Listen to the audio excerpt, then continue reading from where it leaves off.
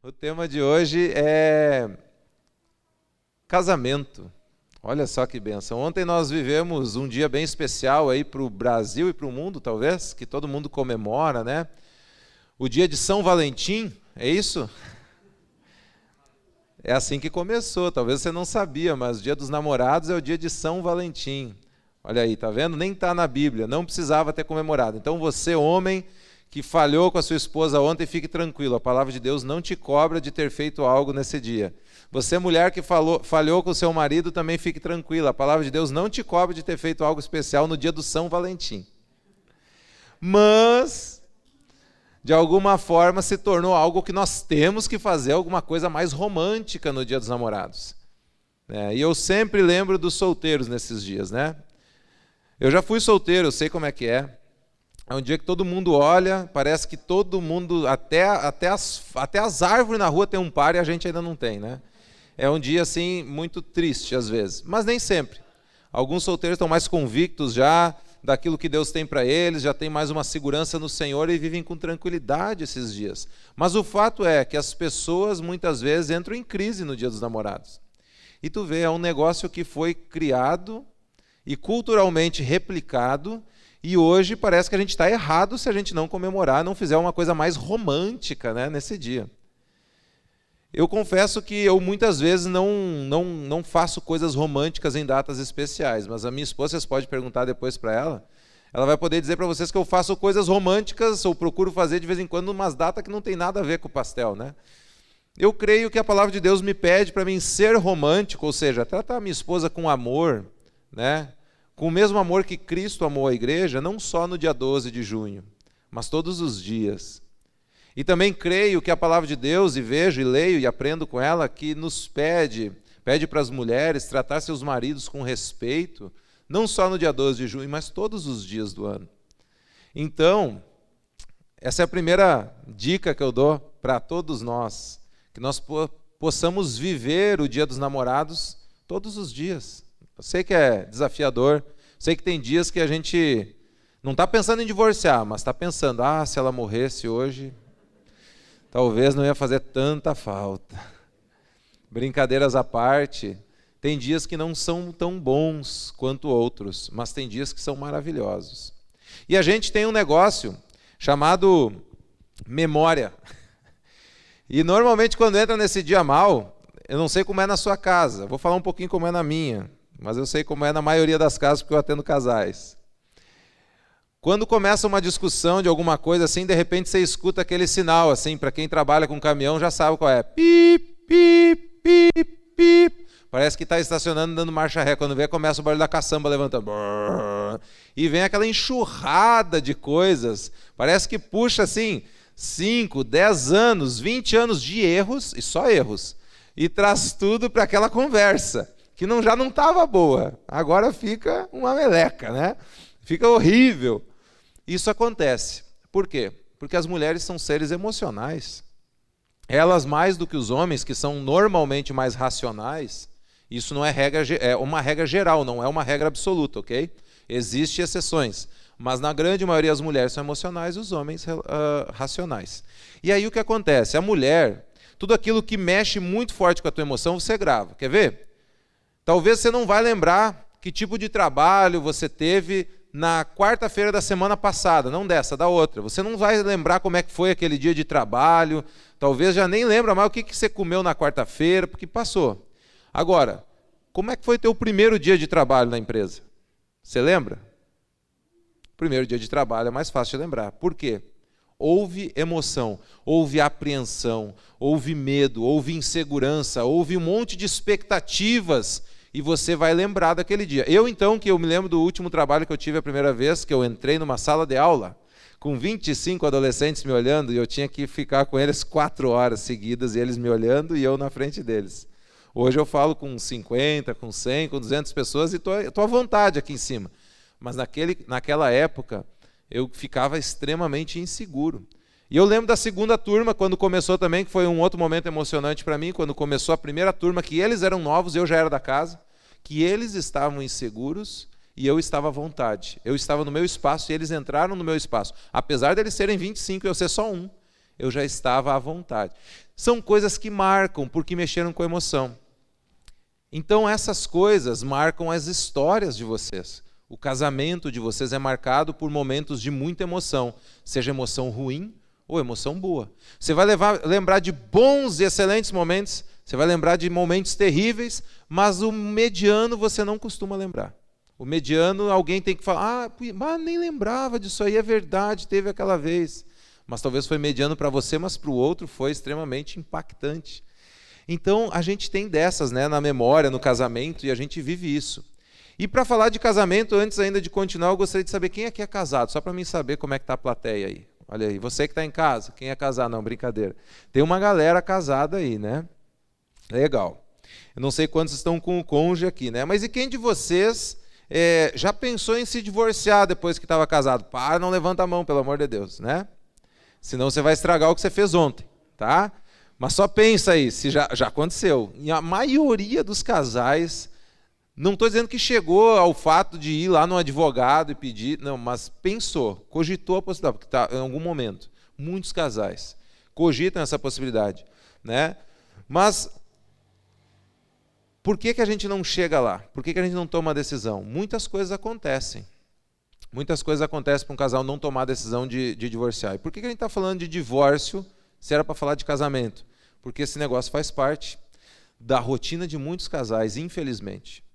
Da história de muitos casais, infelizmente. Da história de muitos filhos, infelizmente. Porque os filhos sofrem demais com o divórcio. Agora a segunda pergunta é para você que quer casar um dia. Quem é que é solteiro aí? Tem solteiro? Tem alguns solteiros aí, olha aí. Que legal, muito bom. Surdos também estão solteiros, ainda estão procurando, né? E quando você pensa em casar, você que é solteiro, você já pensa em divorciar? Difícil, né? Talvez até pense assim, eu não quero divorciar quando eu casar, mas não pense em, se der errado eu vou divorciar.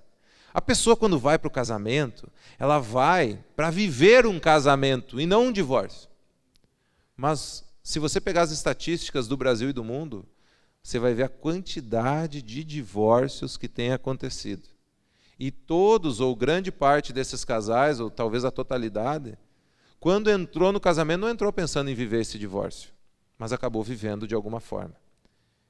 Por isso que é importante pensar sobre o casamento e sobre o divórcio e sobre o que é um casamento, de acordo com a perspectiva bíblica. Tem algumas pessoas que são diferentes do primeiro e do segundo grupo. Tem a pessoa solteira que pensa em casar, tem a pessoa que é casada, que já está casada, e tem a pessoa solteira que pensa em não casar. Sabia que existem pessoas solteiras que pensam em não casar? E não é para ficar curtindo a vida, não. Não é para ficar saindo com várias mulheres, que tem gente assim, né? Ou com vários homens, tem gente assim também. Mas tem pessoas que, por convicção, por vontade de Deus para a sua vida, escolhem ficar solteiros. Você lembra de alguém que fez isso? História bíblica. Quem? Quem que viveu solteiro por convicção? Paulo. Jesus era casado? Por convicção. Será que ele podia ter uma mulher que ele quisesse naquele contexto? Com as multidões seguindo ele, apertando ele, todo mundo querendo ter um tempo com ele? Acho que sim, né? Mas ele escolheu ficar solteiro. Existem pessoas que por convicção vivem solteiros. João Batista também era solteiro. A gente ouve histórias de pessoas que entregaram a sua vida ao Senhor e viveram solteiras por convicção para viver para o reino de Deus. E a gente tem que lembrar que essas pessoas estão dentro da igreja também. Sabe o que acontece? No dia de ontem, muitos solteiros foram extremamente pressionados pela sociedade, pela própria família, muitas vezes. E aí, solteiro ainda? Vai arrumar alguém? Não acredito. A pessoa já olha no Facebook, no Instagram, todo mundo com fotinho, ela já tá se cobrando, naturalmente. Sabe, o nome disso é comportamento de manada, dentro da sociologia. Que é quando a maioria do grupo faz, você de alguma forma acha que você também tem que fazer. E isso acontece com o solteiro, acontece com o casado. Tem gente que casa porque todo mundo casa, então também tem que casar. Triste isso. Aí por isso que às vezes o casamento é errado. Tem gente que fica solteiro e daí vai casar, vai namorar só porque está todo mundo namorando. Eu me lembro que eu já era bem convicto antes de ser cristão. Eu na 8ª série era convicto que não ia beijar ninguém. Ninguém que eu achava feio. Porque eu tentava, mas ninguém me queria, porque eu acho que as gurias me achavam feio, daí eu achava as outras feias.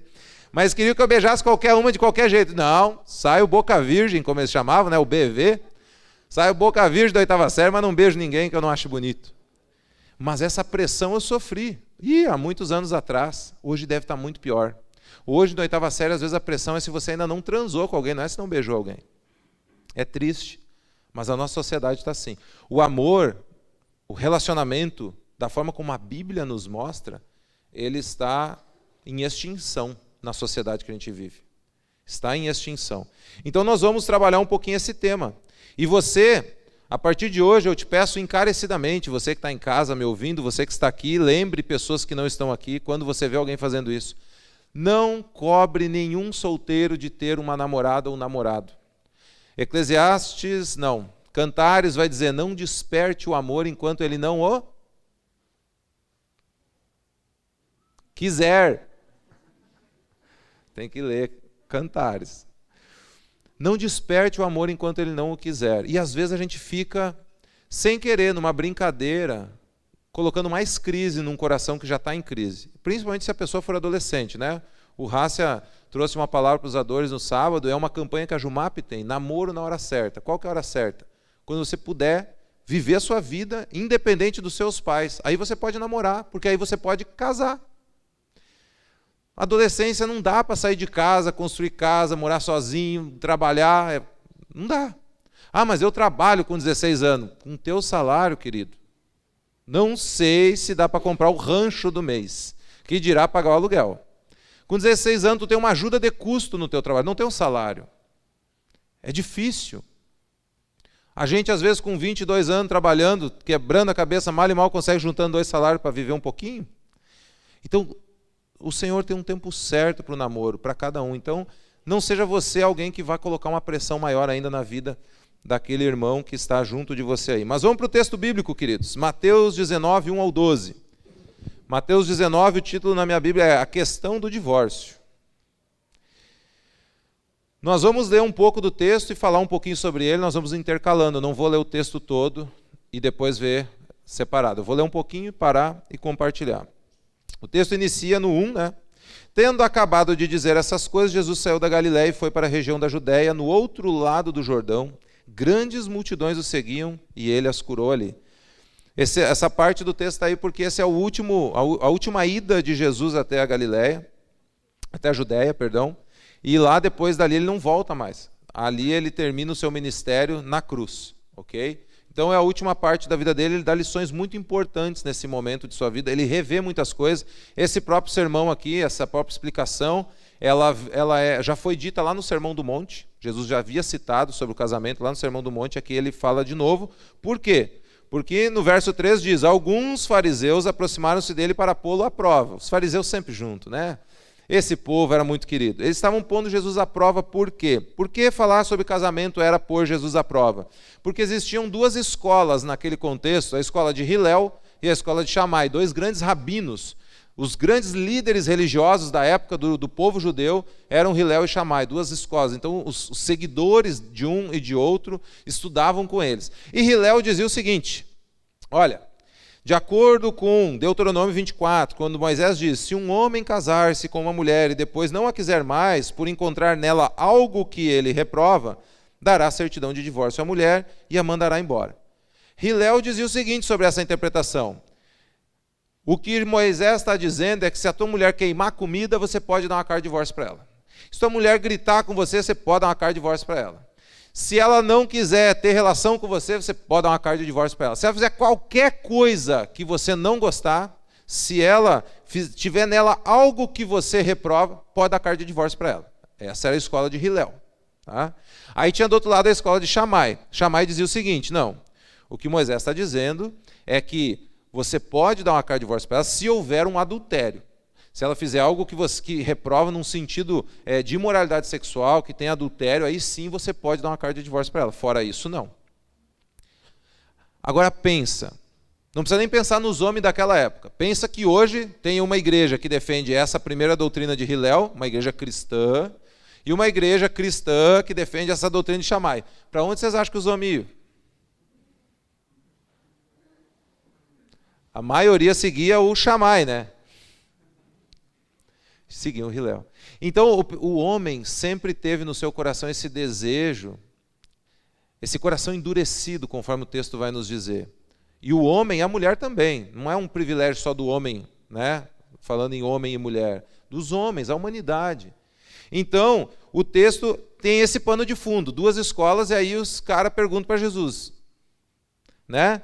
Eles vêm pôr Jesus à prova com perguntas. Mas antes ainda de falar sobre a prova, a gente precisa entender que, dependendo da posição de Jesus, isso também custou a vida de um cara. Simplesmente por defender uma posição radical sobre o casamento. O nome desse cara era João Batista. João Batista foi morto, foi decapitado, porque ele acusou Herodes de estar num relacionamento que não era legal. Mateus 14, 3-5 diz assim: pois Herodes havia prendido e amarrado João, colocando na prisão por causa de Herodias, mulher de Filipe, seu irmão, porquanto João lhe dizia: não te é permitido viver com ela, porque era uma relação ilícita. Herodes queria matá-lo, mas tinha medo do povo, porque este o considerava profeta. Aí a gente tem aquele momento da dança, que Herodes está bêbado e diz para ela: te dou até metade do reino, e ele diz que era a cabeça de João Batista. E é assim que João é decapitado. Então era uma prova, nos dois sentidos. Jesus podia se colocar em maus lençóis, como diz, né, no ditado. Como tantas pessoas que gostam de discutir religião, os fariseus não estavam interessados em descobrir a verdade. Na verdade, eles apenas estavam querendo defender a si mesmos e as suas convicções, para continuar vivendo da forma como eles queriam. Assim como fala em 2 Timóteo 4, 3-4, que nos últimos dias as pessoas vão querer buscar ensinamentos que agradem aos seus ouvidos, porque vão sentir coceira nos ouvidos e vão procurar pessoas que falem aquilo que eles querem ouvir e não aquilo que eles precisam ouvir. Naquele contexto já existiam pessoas assim. Ainda antes de entrar na pergunta que eles fizeram, é bom lembrar como era o casamento naquela época. A gente falou isso na parábola das 10 virgens, mas só relembrando, existiam 3 momentos que culminavam no casamento. O primeiro era o compromisso. Não tinha namoro naquela época. Então não tinha dia dos namorados, viu? Só aí, ó, dia dos namorados não tinha na Bíblia. Não tinha nem namoro. Tinha o compromisso que os pais dos noivos faziam um com o outro. Depois disso tinha o noivado, e a partir do noivado, se houvesse um rompimento do noivado, já era considerado divórcio. Se o noivo ou a noiva morresse, já era considerado viúvo ou viúva, para depois, então, depois de mais ou menos 1 ano, ter o casamento. O que ele fazia nesse 1 ano de noivado? Construía a sua casa. Coisa linda, né? Para poder ter a sua casa. Porque quem casa quer casa. Era assim que funcionava naquele contexto. Então tinha o seu sustento, a sua independência, e poderia ir morar com seu marido, com sua esposa. Mas vamos lá. Ponto 1. Pode passar para mim. Se nós não casarmos, podemos divorciar? Se nós nos casarmos, se nós casarmos, podemos divorciar? Eu escrevi errado lá? Se nós casarmos, está certo. Podemos divorciar? É o que Jesus fala ali. Olha a pergunta dos fariseus. E perguntaram a ele: é permitido ao homem divorciar-se de sua mulher por qualquer motivo? Ele respondeu: vocês não leram que no princípio o Criador os fez homem e mulher e disse: por esta razão o homem deixará pai e mãe e se unirá à sua mulher, e os dois se tornarão uma só carne. Assim, eles já não são 2, mas sim uma só carne. Portanto, o que Deus uniu, ninguém o separe. Eles estavam perguntando: se a gente casar, a gente pode divorciar? Porque podemos divorciar por qualquer motivo? No fim das contas, eles queriam saber se era tranquilo. Vai que eu errei, posso largar e pegar outra? É isso que eles queriam saber. E Jesus aponta não para a lei de Moisés, não para Hillel e Shammai, mas ele aponta um pouco antes ainda, para o princípio. Lá em Gênesis, quando Deus criou, homem e mulher os criou. Simples assim, homem, mulher. E ele viu que o homem estava só, e ele disse o quê? Não é bom que o homem esteja só. Far-lhe-ei uma mulher, osso dos seus ossos, carne da sua carne. E a única coisa em toda a criação que Deus disse que não era bom, era que o homem estivesse só. Desde o princípio, Deus criou o homem e mulher para viverem juntos, unidos, casados, num relacionamento muito interessante entre o homem, a mulher e Deus. E aí agora eu quero que vocês imaginem esse triângulo aqui, onde tem um homem, uma mulher e Deus. Se a gente pegar um triângulo e a gente aproximar esse homem e essa mulher de Deus, ele se fecha. E com isso, a ilustração é que quanto mais perto homem e mulher estiverem de Deus, mais perto eles estarão um do outro. Quando a gente tem uma disparidade, onde, por exemplo, os dois afastados de Deus, quanto mais longe daquele vértice que representa Deus, olha que nome bonito, vértice, interpreta aí, Tânia e Paulo agora, né? Que é o ângulo de cima, quanto mais longe do ângulo de cima, da ponta do triângulo, o casal estiver, mais longe um do outro ele vai ficar. Mas quanto mais perto de Deus eles estiverem, mais perto um do outro. Mas se desequilibrar, se um estiver perto e o outro longe, o casal continua distante um do outro. Se inverter, acontece a mesma coisa. Mas quando os dois se aproximam de Deus, os dois se aproximam do outro. Foi desse jeito no Éden que Deus fez o homem para viver. Então Jesus aponta para o princípio. Porque Jesus não está preocupado em o que eu posso fazer se eu quero divorciar. Jesus não está preocupado com o divórcio, ele está preocupado em falar de casamento. Da união, que é mais importante do que falar do divórcio. Então, é muito interessante que o princípio é a união e não deve focar na exceção. Primeiro ponto, eu gostaria que vocês gravassem essa frase. O importante é a união e não as exceções. Há exceções? Há. Quando você, querido, se em algum momento da sua vida, do seu casamento, viver algum dilema muito grande, procura o pastor. Procura alguém que conheça a palavra para ouvir o que a palavra diz. E aí tome sua decisão. Mas cuidado para não procurar ouvir o que você quer ouvir, como os fariseus estavam fazendo. Mas procurar ouvir o que Deus fala. Tem muitas pessoas que vêm para a igreja para ouvir o que elas querem. E quando não ouvem o que elas querem, elas saem chateadas e bravas, dizendo que isso aí é radicalismo, isso aí é... Queridos, eu procuro ler e expor o texto bíblico. E às vezes o texto é duro. Às vezes a palavra não é uma palavra que a gente gostaria que fosse daquele jeito, mas é o que a palavra diz. E a gente precisa escolher se a gente quer viver a palavra de Deus na integralidade ou a gente quer viver aquilo que nós entendemos como certo e como errado. E a gente colhe, são sementes. A gente colhe o fruto de cada uma das decisões que a gente escolhe viver. Seguindo, o ponto 2. Por que existem textos que permitem o divórcio? Essa é a segunda pergunta dos fariseus. Mateus 19, 7, 8b até o 8b. Perguntaram eles, então, por que Moisés mandou dar uma certidão de divórcio à mulher e mandá-la embora? Jesus respondeu, Moisés lhes permitiu divorciar-se de suas mulheres, por causa da dureza do coração de vocês. No contexto, tá?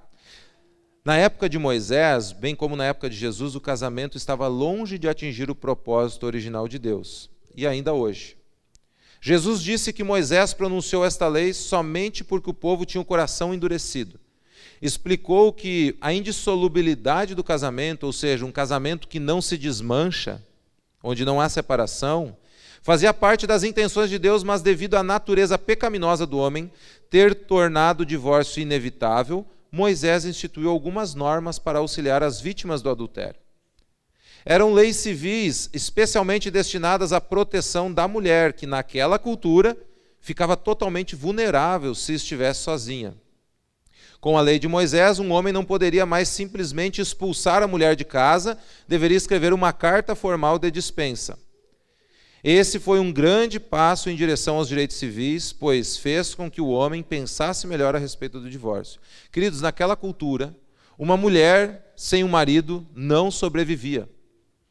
Ela precisava de proteção contra os outros homens, contra os animais, contra tudo, porque era tudo braçal, com armas, espadas, lanças, arco e flecha, enxada. Era muito duro. Muito dura a vida naquele contexto.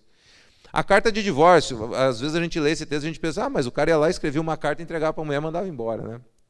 Querido, naquele contexto, saber escrever era um privilégio de poucos, muito poucos. Ter papel em casa, muito menos ainda. Não dava para pegar ali na impressora, imprime, depois eu assino. Não era assim, não. Eu já tenho um modelo pronto da carta que eu fiz para outra, só tirar uma xerox e está aqui. Querido, para eles conseguirem encontrar um escriba, provavelmente tinham que pagar esse escriba, para ele fazer o documento e entregar para essa mulher, levava tempo. E talvez nesse tempo de pensar, o homem não agia na impulsividade, ele ficava pensando na hora de dormir sozinho, na hora de chegar depois do serviço, de passar o dia no trabalho, chegar em casa, não ter com quem compartilhar a vida, sem ninguém para conversar, não ter comida na mesa, porque a mulher não estava em casa para fazer. Naquele contexto, a mulher normalmente fazia o trabalho do lar. E aquilo talvez era mais uma forma do homem repensar a sua decisão antes de tomar uma decisão precipitada. E também da mulher poder, daquele homem não poder dispensar, pegar de volta, dispensar, pegar de volta. A mulher ganhava uma carta de divórcio, então ela não podia voltar a casar com aquele homem. Isso também o cara tinha que ter certeza disso. Então, na verdade, Moisés coloca tudo isso para proteger as mulheres e para evitar o divórcio, e não da forma como eles estavam lendo na época. Ao invés de procurarem as razões para se separar, marido e mulher devem procurar razões para permanecerem juntos. Esse é o foco. O foco não é procurar os motivos para a gente se separar, mas sim os motivos para a gente se manter casado. Eu e a Manta tivemos muitos problemas no nosso casamento no início da caminhada. E eu me lembro que eu falava para ela, olha, a gente não tentou psicólogo, a gente não tentou terapia, a gente não tentou um monte de coisa, que a gente ainda pode tentar antes de divorciar. Mas eu não vou divorciar. A gente vai tentar mais coisas. E para a graça de Deus, eu me lembro até hoje que o primeiro culto que eu fui numa igreja batista pioneira era o 2º domingo de junho, porque era dia do pastor batista. E o pastor falou sobre os pastores, olha só, a gente grava porque foi importante. Ele falou sobre a função do pastor e sobre a função das ovelhas. Eu me vi falhando em várias coisas na função das ovelhas. Me lembro até da mensagem, olha aí que benção. Faz mais de sei lá quantos anos. E aí no outro domingo eu já fui para divorciar, porque a Manta não quis nem ir comigo no culto, a gente já estava divorciando já. E o pastor me deu algumas dicas, orientações, marcou uma sessão de aconselhamento e ela foi, e o nosso casamento mudou. Porque ela também tinha a convicção de que ela queria fazer a vontade de Deus. E o pastor colocou para ela com muita sabedoria o que era a vontade de Deus e como ela podia viver isso dentro do casamento. E como a fuga dela, que ela estava procurando naquele momento do divórcio, não ia resolver, só ia aumentar os problemas. E para mim da mesma forma. E a gente, a partir dali, trabalhou para que o nosso casamento desse certo. E estamos trabalhando até hoje. Nós não perdemos um retiro de casais que a Jumap proporciona. Todo ano tem retiro de casais ali por outubro. Ah, mas custa caro. Eu sei. Mas a gente pagava em 10 vezes, a gente ia juntando durante o ano, a gente investia no nosso casamento, porque eu sei que era manutenção. A gente não perdia um programa de casais que tinha nos sábados na igreja. Os nossos amigos jovens, ninguém gostava de ir. A gente não perdia um. Tem casais hoje, vamos lá. Porque era manutenção do casamento. Eu não estava esperando o casamento virar uma meleca endurecida que ninguém mais consegue mexer para daí procurar ajuda. Depois que eu passei por um quase divórcio, eu comecei a trabalhar para que o meu casamento nunca mais chegasse num quase divórcio. E se você hoje está com o teu casamento saudável, glória a Deus, querido, mantenha ele assim, faça manutenções. A preventiva, para quem é da área da mecânica, sempre é mais barata que a corretiva. E a preditiva é muito melhor. Mas precisa de investimento. Precisa se dedicar para isso. Não dá para esperar quebrar para daí trocar o pneu. Você paga preço, você tranca na estrada. A carga não dá para entregar, né? O Glad que trabalha com caminhão, estourou 2... No caminhão tem que estourar mais que um pneu, né? Tem que estourar alguns para parar o caminhão, mas tranca, atrasa, dá prejuízo. A gente precisa pensar no nosso casamento com carinho. Ah, mas eu não tenho dinheiro para ir, mas procura o Cláudio Duarte. Na internet, já conhece o pastor cheio de graça? Inclusive, eu gosto muito da oração pelo divórcio. Se você não conhece, vai conhecer hoje, de forma resumida. Mas procura lá o vídeo, Cláudio Duarte, oração pelo divórcio, para ver ela na íntegra. Cláudio Duarte diz que quando um membro da igreja dele chega para divorciar e ele tenta aconselhar e a pessoa está convicta, quero divorciar, ele bota a mão no ombro e eu vou orar por você então, vou fazer por você a oração pelo divórcio, que eu mesmo inventei, ele diz assim. Aí ele bota a mão no ombro do camarada e começa a orar. Senhor, esse homem casou, ele estava lá, ele fez um voto diante do Senhor, até que a morte o separe, e ele está aqui, quer divorciar. Então mata ele, Senhor, mata ele, dá um AVC, um ataque fulminante, Senhor. Aí o cara começa a querer tirar o ombro assim, né? Se a gente pensasse no divórcio como uma morte, talvez a gente pensaria mais antes de casar, que é uma decisão muito importante na vida de alguém, o casamento. Isso é para os solteiros, para os divorciados, para aqueles que ainda vão casar de novo, ou que têm interesse em casar. O segundo, depois que você está casado, lute para permanecer casado. Porque é um desafio, não é só para você, é para todos. Lógico que o texto tem exceções para divórcio? Tem exceções. Depois a gente vai falar um pouquinho sobre elas. Mas o objetivo maior é se manter casado. Ponto 13 e último, o que Jesus ensina sobre isso, né? E é o que a gente quer. Pode passar aí para nós? O que Jesus ensina sobre isso? Na parte final do texto, Jesus diz: mas não foi assim desde o princípio.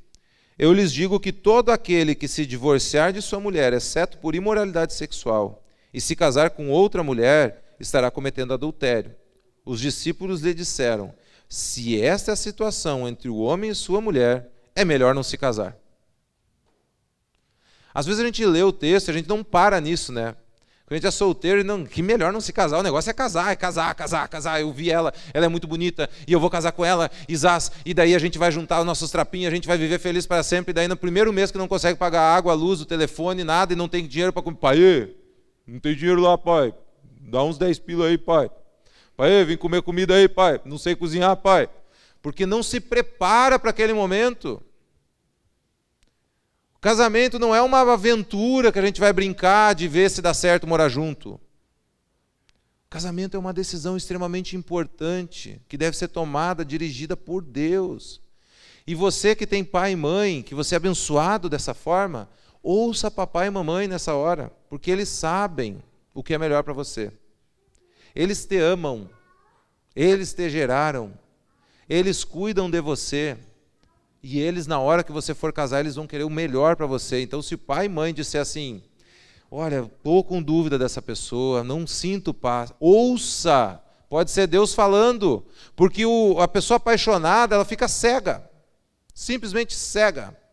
E ela vai lá e faz um pelos poderes de graça que depois não dá para voltar atrás. Então tem que tomar cuidado, queridos. Casamento é coisa séria. E por que o texto fala de adultério já? A gente está falando de casamento e vai falar de adultério. É a única coisa que permite, de acordo com o texto bíblico, o divórcio. Quem divorcia se casa novamente é adúltero, mas quem pode se casar novamente? Aquele que tem problema de imoralidade sexual dentro do seu casamento, dentro da sua casa. A imoralidade sexual, ela, de acordo com o texto bíblico, é o próprio adultério. Mas eu diria assim, isso não é o texto que fala, agora eu assumo essa responsabilidade. Existem mais algumas exceções que eu, como pastor, aceitaria para um divórcio. Eu falei um culto alguns dias atrás de um homem que casou com uma mulher e exigia que ela tivesse relação sexual na frente dos filhos, para ensinar como que se trata uma mulher na cama. Isso é um absurdo, isso para mim é imoralidade sexual. Zoofilia é imoralidade sexual e muitas outras coisas. E aí, se você pensa assim, não, mas só quem adultera, então a gente pode divorciar. Aí o negócio piora quando a gente lê Mateus 5, 27 ao 28, quando Jesus diz assim lá no Sermão do Monte: vocês ouviram que foi dito não adulterarás? Mas eu lhes digo, qualquer que olhar para uma mulher para desejá-la, já cometeu adultério com ela no seu coração. Se eu pegar esse texto como base, 90% das membros dessa igreja pode divorciar do seu marido sem culpa nenhuma no cartório, porque a maioria dos homens já olhou para alguma mulher com desejo. Então, a regra não é procurar o motivo que eu posso usar para divorciar. A regra é procurar ficar casado. Você quer ver um outro negócio que ninguém presta atenção quando lê o texto? Romanos 7, 2 ao 13 diz o seguinte: pela lei, a mulher casada está ligada ao seu marido enquanto ele estiver vivo. Mas, se o marido morrer, ela estará livre da lei do casamento. Então, quando o marido morre, ela está livre para casar de novo. Por isso, se ela se casar com um outro homem, enquanto seu marido ainda estiver vivo, será considerada adúltera. Mas se o marido morrer, ela estará livre daquela lei, e mesmo que venha a se casar com outro homem, não será adúltera. Ou seja, a mulher pode casar de novo? O homem pode casar de novo? Sim, desde que haja o adultério. É o que a lei dizia, Romanos enfatiza isso. Mas vamos ver lá em Levíticos 20, 10, o que acontecia com alguém que adulterava? Para a gente entender o contexto. Se um homem cometer adultério com a mulher de outro homem, com a mulher do seu próximo, tanto o adúltero quanto a adúltera terão que ser executados. Porque Jesus, Shammai, Paulo colocam o adultério como uma possibilidade para divórcio e casar de novo? Porque provavelmente a pessoa pegando no adultério vai ser morta. Esse é o contexto. Aí agora vocês podem dizer que nem os discípulos disseram. Mas se é essa situação entre o homem e sua mulher, é melhor não se casar. Porque foi isso que eles disseram. E às vezes a gente não é orientado, biblicamente falando, antes de casar, sobre essa decisão tão importante na vida do homem e da mulher, que é o casamento. Tá, pastor, mas o senhor está dizendo com isso, então, que todo mundo que divorciou agora vive em pecado e quem casou com a divorciada ou com o divorciado é adúltero. Então eu estou nesse grupo, porque a minha esposa é divorciada. A minha esposa viveu com um homem que adulterou. Muito. Não durou 6 meses o casamento dela. E ela divorciou. E depois desse período a gente acabou se conhecendo, a gente casou. O divórcio é uma exceção quando há algumas situações, como eu citei antes. Eu, como pastor, aceitaria algumas exceções para fazer um divórcio. E depois Deus me cobre sobre essas exceções que eu abriria. E eu abro essas exceções junto com uma ordem de pastores na qual eu estou vinculado. Porque a gente já debateu muito esse assunto dentro da ordem dos pastores para chegar em conclusões de definir o que dá, o que não dá. Mas o nosso caminho sempre é evitar o máximo e lutar por um casamento. Sabe por quê? Eu coloquei numa imagem antes ali uma família falando em divórcio e uma criança junto. Porque quem mais sofre no final das contas com o divórcio é os filhos, quando já há. Mas o casal fica arrebentado. Essa imagem. Um homem, depois que sofre um divórcio, ele fica arrebentado, ele fica cheio de traumas, ele vai para um segundo casamento cheio de marcas daquele primeiro relacionamento. A mulher, da mesma forma. É tão maravilhoso, a gente escuta histórias como a do Gustavo e da Paulinha, como do Filipinho e da Carol lá em Santa Cruz, que eu conheço de pertinho, que ele vem lá de São Paulo para casar com uma menina lá de Santa Cruz, que eles nunca namoraram na vida, e que ele no ônibus, indo para casa lá em São Paulo, escuta um CD da Jumap, escuta uma mulher cantando e diz, eu vou casar com essa menina. Na verdade, vindo para a Canzeca, para o acampamento de jovens. E ele chega lá e ele quer saber quem é a dona da voz. E ele descobre que é a Carol. E ele começa a investir na vida da Carol, orando e se relacionando com ela. E a Carol diz, mas tá louco, eu não quero saber desse guri. E algum tempo depois ela está encantada com esse guri.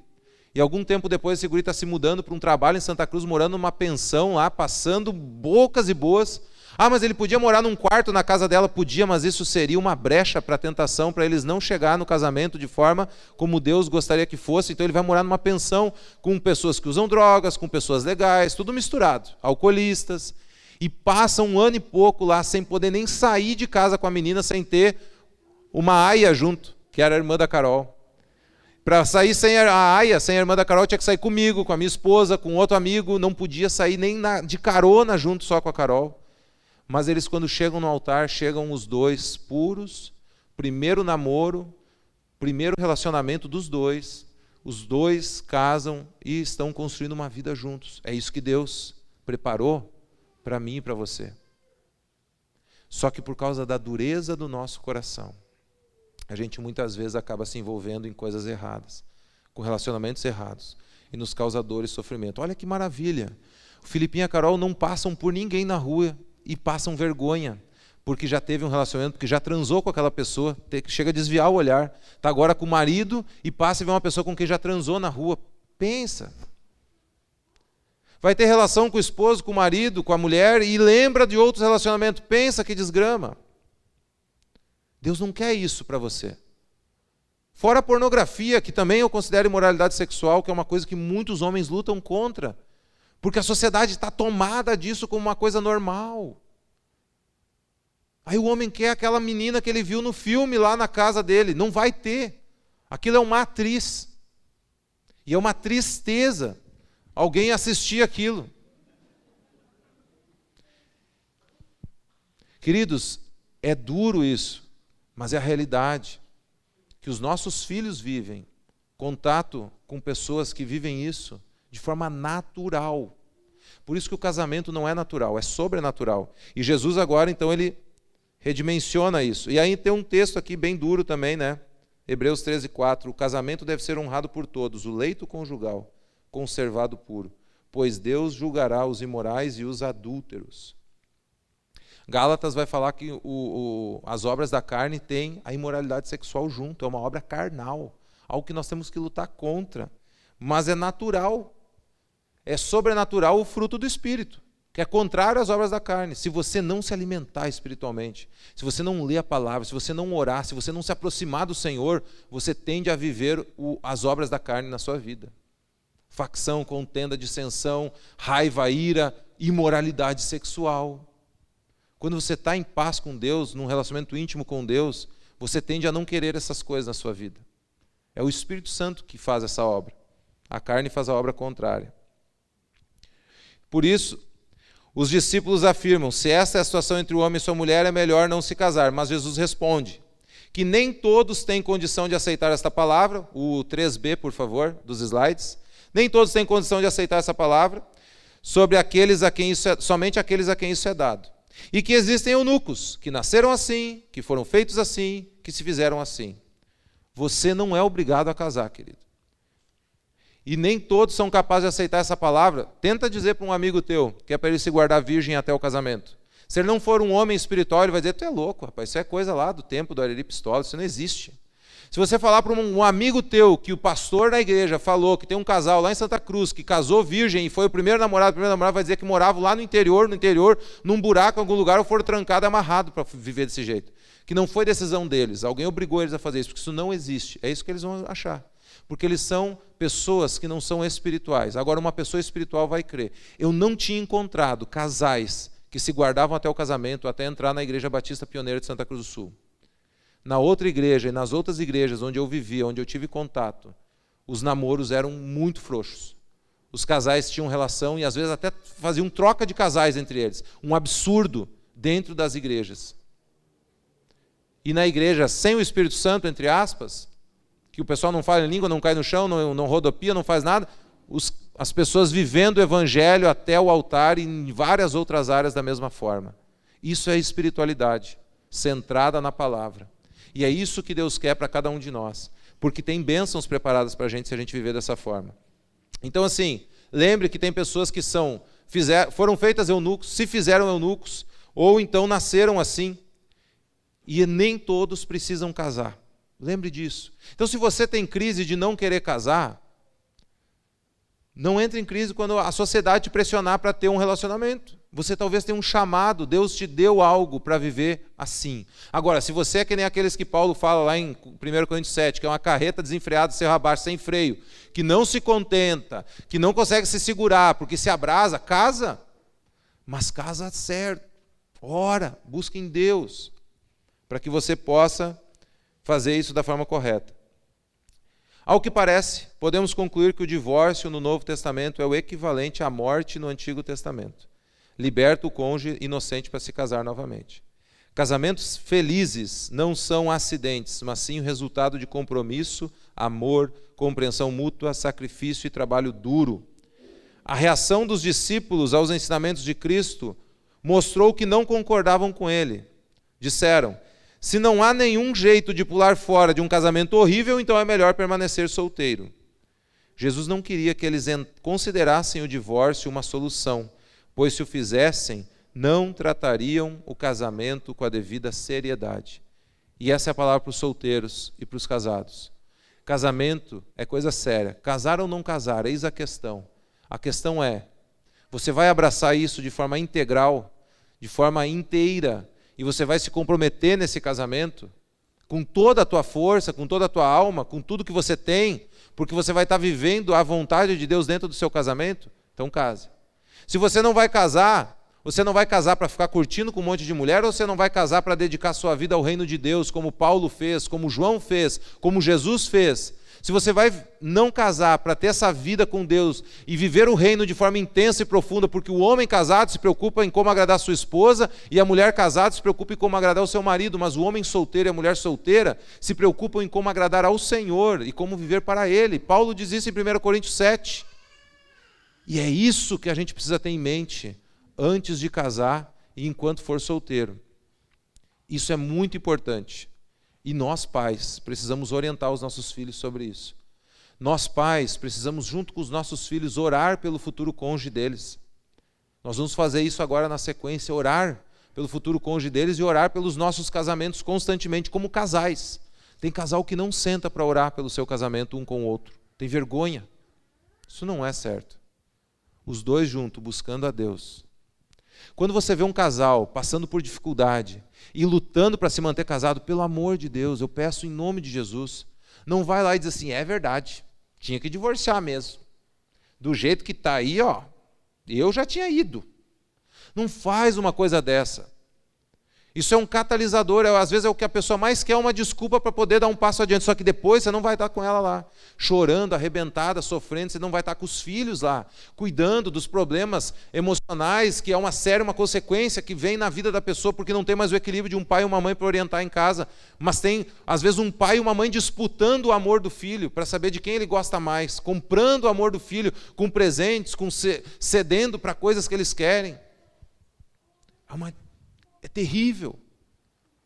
Quando alguém vier falar de divórcio para você, fale de unidade, fale da palavra, fale de Mateus 19, fale que Deus não criou a pessoa para o divórcio, mas para viver unida um com o outro e com Deus. Ajude a pessoa a melhorar o casamento e não dê a porta de fuga que é o divórcio.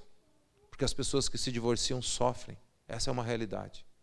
Mas se você já viveu isso, e precisa de ajuda para viver uma nova história, conte comigo, conte com essa igreja, conte com o pastor, conte com a liderança. Nós estamos aqui para ajudá-lo a viver o que Deus tem para você, da melhor forma possível. E ajude os solteiros a não cometerem os mesmos erros que os outros cometeram. Ajudem eles a ser sábios, aprendendo com o erro dos outros. Que Deus nos dê graça nisso. Quero concluir antes da oração dizendo, último slide, por favor. Você pode se casar ou não, mas precisa viver de forma íntegra na forma como você escolher viver. Lembre-se, somente pessoas espirituais conseguem se manter puros, seja você casado ou eunuco, entre aspas, né? Porque eunuco é alguém que não tem os testículos, tá, queridos? Então é um eunuco entre aspas, é alguém que fez um voto de celibato. Seja você casado ou eunuco, o relacionamento com o Senhor é o que sustentará a sua vida íntegra diante de Deus. O relacionamento com o Senhor, seja para os casados ou seja para os solteiros, é a chave para ter uma vida de bênção, uma vida sobrenatural e não natural. Porque na natureza, na naturalidade, as pessoas buscam felicidade, mas elas não encontram, elas pegam em conta-gotas. É como, eu gosto muito do filme Paulo Apóstolo de Cristo, quando ele tenta explicar para o líder lá que viver sem Deus é como você querer se encher, pegando com a mão a água no oceano e ela escorre por entre os dedos e volta para lá. E você poderia mergulhar nesse oceano, que isso é a graça de Deus, mas você procura tomar a água de punhado e escorrendo por entre os dedos e nunca se sacia. Viver para Deus é viver pleno, saciado. Porque você não se completa no seu marido, na sua esposa, você se completa no Senhor. Isso é muito importante para os solteiros. Você não pode buscar completude no outro, mas em Deus. E a vida espiritual é essencial nisso. Essencial nisso. Então, pai e mãe, quer ajudar teu filho a escolher bem o futuro cônjuge? Ajuda ele a ser um ser espiritual, que ora, que lê a Bíblia, que participa dos encontros na igreja para se fortalecer. Ah, mas eu não vou na igreja, eu posso ler a Bíblia em casa. Pode, pergunta se lê. Poder pode, mas não lê. Ah, eu li. Leu, compreendeu? Mal ou menos. Na igreja a gente tem ajuda nessa busca. E por isso que a gente tem um corpo, que é a igreja, para nos fortalecer. Fica de pé, querido. Sei que o tempo se estendeu um pouco, mais do que o normal, mas eu sei que o assunto é denso e mais do que atual, porque os dias que a gente vive são maus. Muitos casais dentro de igreja estão divorciando. Isso é triste. Eu tenho certeza que Deus não se agrada disso. Eu não quero isso para a tua história nem para a minha história. Eu não quero isso para a nossa história. Eu quero que você, junto comigo, possa viver uma história maravilhosa dentro do seu casamento. Eu quero que Deus abençoe o teu casamento e eu quero te ajudar nisso. Essa palavra é para te ajudar a focar no que é importante no casamento. Deus. Deus sendo o centro da tua vida, da tua história, teu casamento vai ser abençoado. Solteiros, se você estiver em relação, em comunhão com Deus, Deus vai abençoá-los com o homem e a mulher ideal para vocês, na medida que você precisa, cuidado para não olhar somente para o exterior. Cuidado para não focar num marido ou numa mulher que ganha bem, que tem um bom trabalho, que tem um bom salário, porque isso não completa. Na hora que você tiver que sentar, conversar e tomar um chimarrão e tomar decisões difíceis, isso não faz falta nenhuma. Tá bom? Lembrem disso. Vamos orar? Eu quero primeiro convidar os solteiros para junto comigo e junto com os casais orar pelos casais. Nós vamos orar uns pelos outros agora. E nesse primeiro momento nós vamos orar pelos casais. Fechamos os nossos olhos, solteiros, orem pelos casais, pelos pais de vocês e pelos demais casais da igreja, e nós vamos orar juntos aqui. Senhor Deus querido, nós colocamos diante do Senhor cada família aqui representada na vida de um casal, ou de uma pessoa que representa um casal onde o marido ou a esposa não pode estar presente. Também daqueles casais que estão em casa nos assistindo, ó Deus Santo, Deus de amor. Nós clamamos pela Tua bênção sobre esses casamentos, sobre esses lares. Abençoa.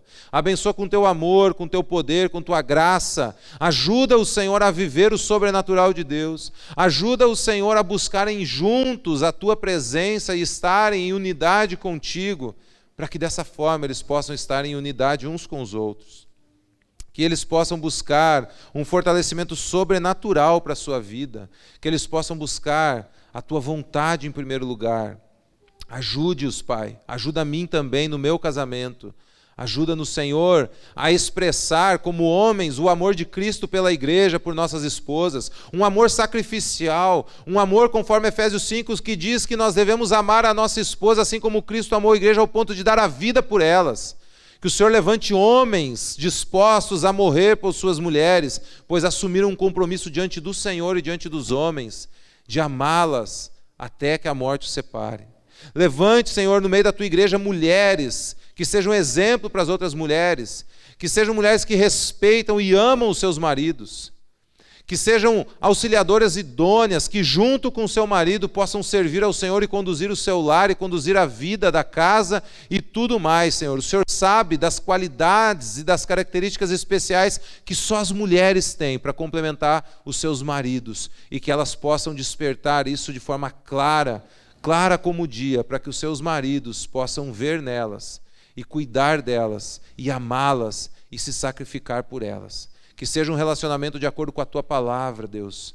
Senhor Deus, muito obrigado por cada casal que está aqui, que tem lutado por esse casamento. Sei que muitos, às vezes, têm vontade de desistir. Sei que outros estão numa fase da vida que é só alegria e que talvez em algum momento virão fases mais difíceis. A nossa oração é que o Senhor fortaleça a unidade dos casais em Ti, Cristo, em nome de Jesus, e que os filhos, os nossos filhos, possam se espelhar em nossas vidas quando forem procurar os seus cônjuges, Pai, em nome de Jesus. Amém?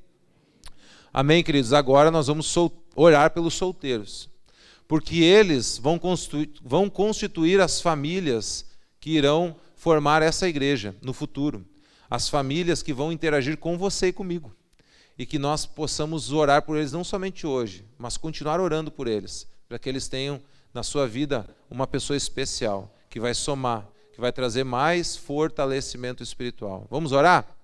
Senhor Deus querido, nós colocamos agora diante do Senhor a vida de cada solteiro, seja ele divorciado, seja ele que nunca casou. Senhor, abençoe a vida destes servos Teus. Pessoas que têm buscado viver a Tua vontade, viver a Tua palavra, e que talvez nesse mundo conturbado que nós estamos vivendo tenham tido muitas dúvidas e crises a respeito de estar passando do tempo de casar, de estar ficando muito velho, mas meus amigos estão namorando, eu não. Senhor, dê sabedoria. Senhor, mostre a eles a Tua vontade. Senhor, ajude-os, Senhor. Senhor, prepare, Senhor, um cônjuge, um esposo, uma mulher, um marido, Senhor, fiéis ao Senhor em primeiro lugar, convictos da sua salvação e que buscam a Tua palavra acima de qualquer coisa. Homens e mulheres espirituais, preparem pessoas espirituais para estes filhos Teus que também são e têm vida espiritual. E se porventura, Senhor, no meio desse grupo de solteiros existem pessoas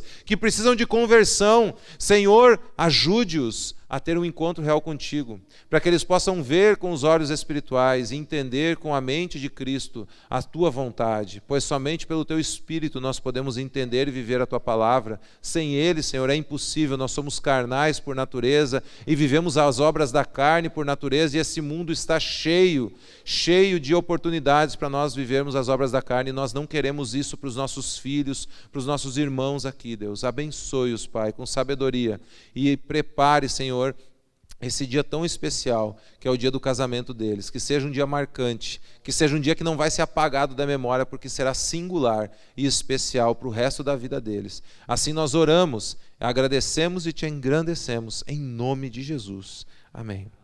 Queridos, que Deus abençoe a vida de cada um de vocês, que a graça do Senhor os acompanhe e que seja uma semana abençoada na presença de Jesus. Lembre de orar, lembre de ler a Bíblia e lembre de vir para os grupos, os pequenos grupos. Deus abençoe.